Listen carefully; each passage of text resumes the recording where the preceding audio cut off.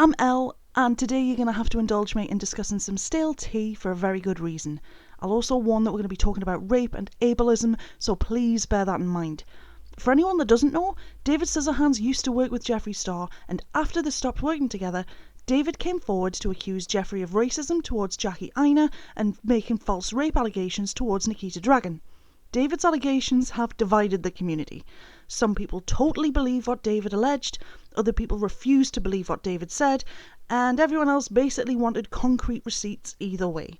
The problem is that text messages are very easily faked and can be inserted into very real conversations, so the bottom line has always basically been, how much can we actually trust David's word?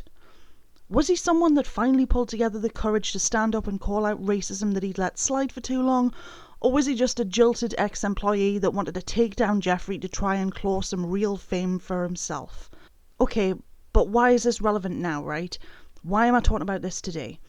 Because David's credibility is even lower than I thought. A few days ago, I was sent a troubling message on Twitter from a very upset Jeffree Star fan, who I'm going to be calling Claire, although that isn't her real name, because she wants to remain anonymous. Claire is a young autistic woman, and we'll have to go back to the beginning. Back on the 3rd of October this year, after what felt like an ice age of waiting for proven receipts, David released his The Truth video that clumsily outlined his allegations about Jeffree Star. The first allegation that he talked about was this. The message involving Nikita was a complete fucking lie. We all know it. We all seen the fucking messages that I posted, all seen the screenshots. She doesn't have to rape anybody. I mean, look at the girl. She's fucking stunning. Like, you can't rape the willing, and I'm sure everyone would be willing to have sex with Nikita. Whether you love Jeffree, whether you hate Jeffree, whether you believe that he's a racist, whether you believe that he isn't a racist, I'm sure that we can all come together to agree that what David said here was completely disgusting. David referenced the screenshot of an alleged message that Jeffree sent him accusing Nikita Dragun of raping Manny MUA's brother. All that we've ever had, though, have just been screenshots that David put up on Twitter that were then soon deleted, oddly enough. The point here, though, is that David was ridiculously offensive about rape. Any evil person can be a rapist. It's genuinely harmful to spread the belief that only supposedly ugly people can be rapists, because they just want sex that they can't get without attacking someone else, apparently. No. Attractive people can be rapists. Attractive women, just like Nikita, can be rapists. Pamela Rogers Turner was her college homecoming queen and once worked as a bikini-wearing promoter for wrestling matches before she became a teacher and abused her authority to molest a 13-year-old boy. She's beautiful, she could have arguably had anyone that she wanted, but she was a paedophile that preyed on a young boy instead. Nikita Dragun isn't a rapist because she's just not a rapist. She's not exempt from being a rapist because she's somehow too attractive. That victim-blaming mentality, the one that says, oh, it can't have been rape, that other person is just really attractive so you had to have wanted it, is just beyond evil. That harms victims. It's a gross kind of mentality that encourages others not to believe victims when they come forward. So, naturally, David faced a massive amount of backlash for what he said. On Twitter, for example, David tweeted, "Facts are facts. You can deny and hide all you want. I'm done with the energy. I'm at peace and feel beyond liberated. I feel like I can look myself in the mirror and be proud of myself and who I am. I hope one day you can as well." And somebody else criticised him by saying, "How do you look in the mirror proud with your comment about a rape, and how because someone is attractive so they couldn't have done it? Maybe it happened and maybe it didn't, but to dismiss it because you think said person is too attractive to do that, give your head a shake." And David's response was, "You're delusional, sweetheart. I know all my facts. I was there in the kitchen when Regina made up the lie. I was there when she would tell everyone, and furthermore I said you can't rape the willing, meaning you'd have to be willing. Clearly if you're not, it's then considered rape." This is what David falls back to. His defense is, well, when I said willing, then it can't be rape. But the fact is that he implied that an attractive person like Nikita can't be a rapist because they're attractive, and everyone that knows basic common sense understands how horrible that is. Again, this is old tea, but David was very defensive instead of just apologising for the worst way of putting Nikita is innocent and not a rapist. But what does this have to do with this video? A minor criticised David for his comments about rape on Instagram. I don't have permission to share that specific screenshot because the person is underage and rightly worried about their privacy, but basically the minor shared a picture that stated "rape is rape" and tagged David in it. David then reposted a picture from the minor's Instagram to laugh at the fact that she had some Beanie Babies in the picture. Because that's mature, obviously. But the minor then sent David a private message on Instagram, and this is their conversation. Minor: "Yes, I like Beanie Babies, so what?"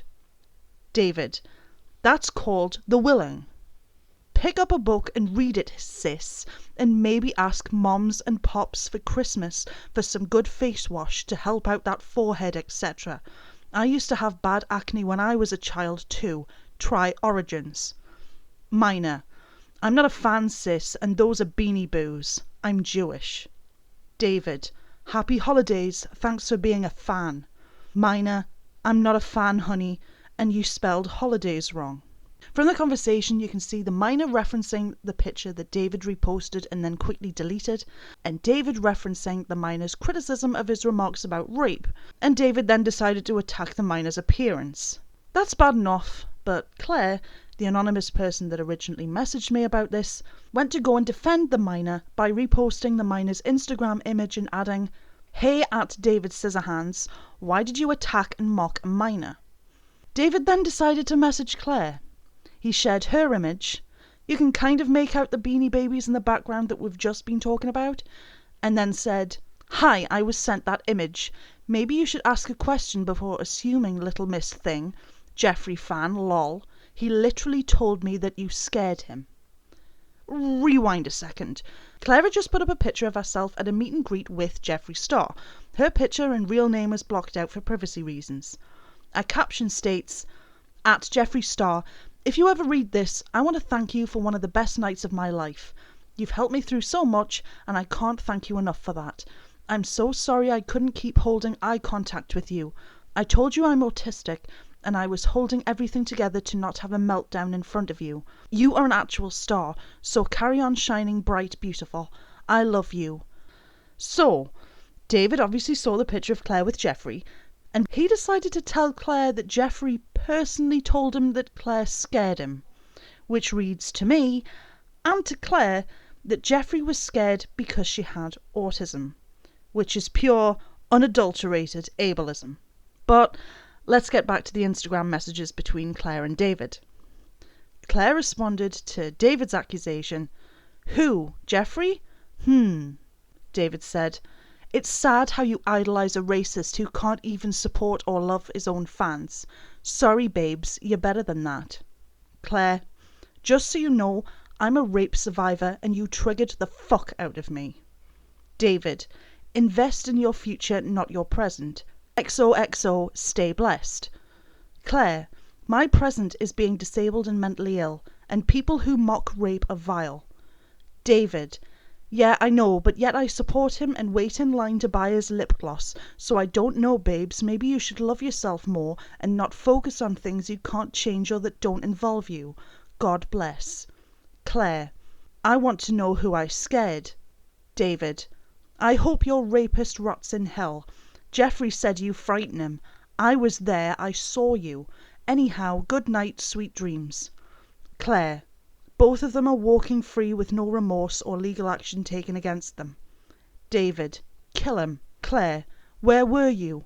I'm not going to believe it unless I can see it for myself." David: "Well then, that's on you. Take care." Claire: "And no, I wouldn't kill them because I wouldn't want to end up in prison. By the way, I saw what you said to that girl," referencing the minor that David had attacked. But then David blocked her. There's a lot to unpack here. Ignoring Jeffree for a moment, telling a rape survivor to invest in the future as some kind of throwaway get over it comment is gross. It just is. Anyone who says that is gross. Telling someone who is disabled and mentally ill to just love themselves more is gross, ignorant, and ableist too. I don't even know what to say to that. That is just horrible.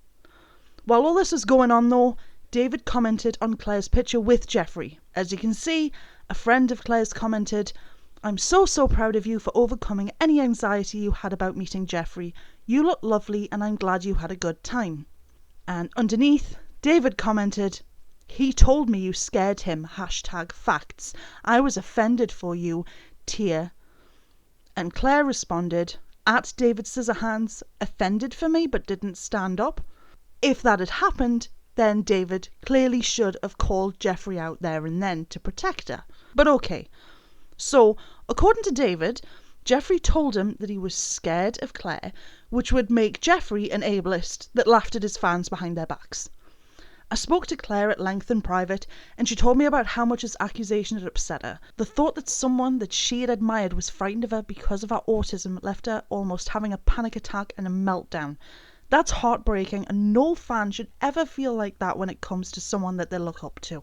This has been bothering Claire for a while, and although she didn't believe David, she had been bullied when she was younger with the same kind of "you scare people because you have autism" ableist abuse, which is horrendous. But did Jeffree do that? Is he an ableist that abused a fan with autism? Well, Claire went to see Jeffree during his Beauty Bay Can't Relate tour in London on October the 8th. That would be 5 days after David uploaded his The Truth video. But David decided to tell Claire that he was in London, that he had personally seen Claire, and that Jeffree had personally told him that Claire had scared him. Not only that, but he repeated the claim in public on an Instagram picture. Sadly enough for David, his lie here was easily caught out. Back on the 8th of October, the same day that Claire met and had that picture taken with Jeffree, David tweeted, "Peace out, LA. Here I come, Canada. From what I hear, it's Canadian Thanksgiving today. So happy holidays, y'all. See you soon." So, what? David, who had been in LA talking about how much he hated Jeffree for weeks at that point, had somehow managed to, I don't know, teleport to London, get into Jeffree's meet and greet in the evening, spot a specific fan, talk to Jeffree, then teleport back to LA to prepare to travel to Canada?